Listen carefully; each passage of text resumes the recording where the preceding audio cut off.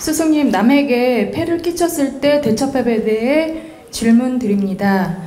친척집 김장일을 도와드리고 김치를 얻어 택시를 타고 가는 중에 국물이 흘러 택시에서 냄새가 났습니다.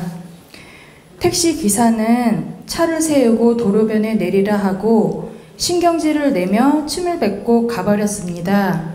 본의 아니게 폐를 끼치게 되어 택시 기사님께 너무 미안했습니다. 이렇듯 본의 아니게 남에게 폐를 끼치는 일을 하게 되었을 때나 택시 기사와 같은 행을 다른 사람도 할 수 있고 누구나 겪을 수 있는 일이라고 생각합니다. 스승님, 이런 상황을 겪었을 때 전화위복으로 대처하는 방법을 알려주시면 생활하는 데 많은 도움이 될 것 같습니다.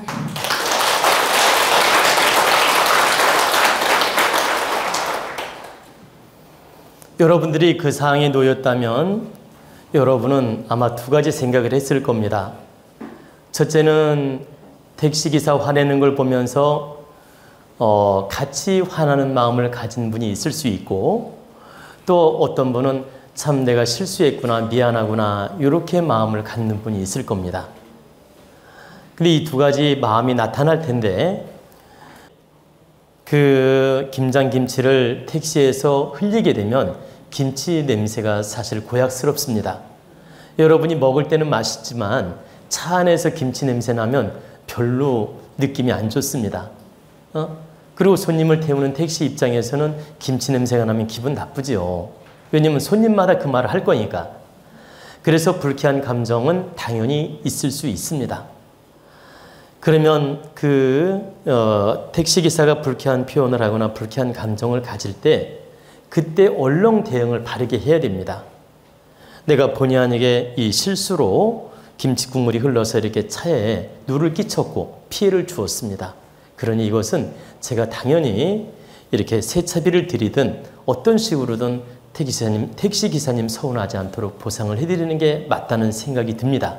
그러니 기사님 좀 화는 나시겠지만 어차피 이 김치 국물은 흘렀고 제가 집에까지 가도 이건 냄새가 나고 안 가도 냄새가 납니다. 그 대신 집에까지 태워다 주시고 제가 이것은 적절하게 보상을 해드리겠습니다. 이렇게 이야기를 하고 택시기사를 1차 설득하고 사과를 하는 게 맞다. 그런데 이제 택시기사가 필요 없다. 내려라 그냥. 내려라. 이게 필요 없다고 하면서 이렇게 내쫓듯이 내려라 그러고 막 이렇게 참 불쾌하게 행동을 하거들랑 그때는 내리는 게 맞습니다. 내리고 택시기사가 뭐 침을 뱉고 갔다고 했는데 그건 택시기사가 모자란 겁니다. 택시기사가 공부했거나 좀 깨우쳤다면 절대 그런 짓 안 합니다.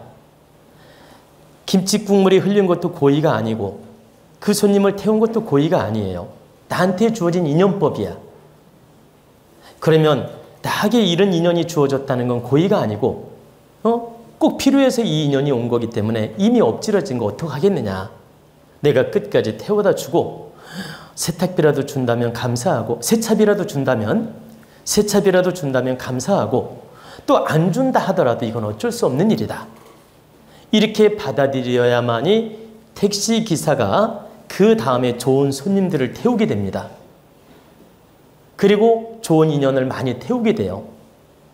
그런데 이 택시기사가 미련하다 보니까 기분 나쁘다고 발길질하면서, 발길질이라는 게 말로 발길질이에요. 발길질하면서 기분 나쁘다고 내리라 그러고 침을 탁 뱉고 가버렸다. 중간에 내려놓고.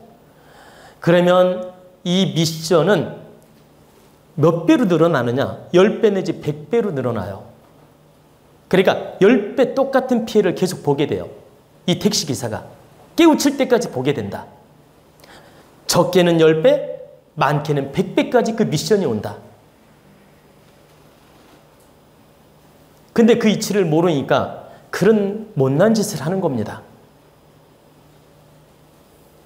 아니, 이미 엎질러졌어. 그걸 중간에서 내리라고 하고 침을 뱉는 게 있을 수 있는 일입니까?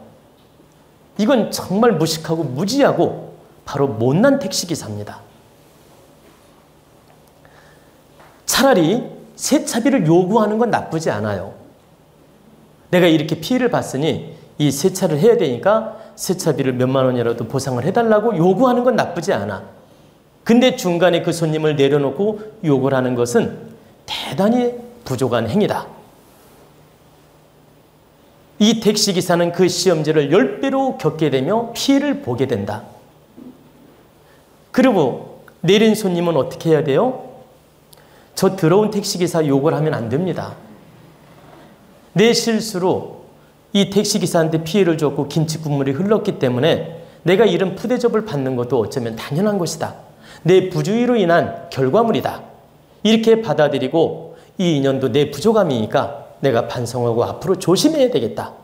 김치를 싣거나 김치를 가지고 다닐 때는 더욱더 조심하라는 뜻이구나. 이렇게 받아들이고 반성하고 노력을 해야 됩니다. 그러면 이 다음 시험지가 안 와요. 근데 택시기사가 기분 나쁘게 내렸다고 욕하니까 봐봐.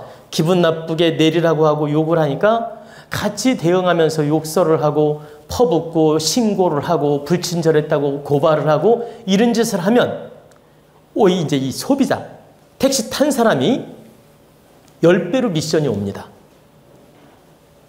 10배로 그 수모를 겪을 일이 온다.